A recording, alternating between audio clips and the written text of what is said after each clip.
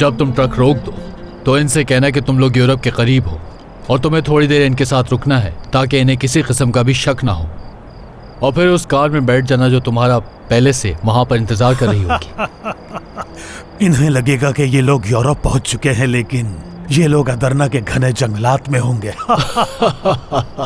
बिल्कुल, ये लोग कितने बेवकूफ हैं। इन्हें लगता है कि कोई भी इन्हें सरहद पार करा सकता है, जबकि इसमें कोई हकीकत नहीं। उसके बावजूद ये इतने सारे पैसे दे देते हैं। खैर जो भी हो, हम तो पैसे कमाएंगे।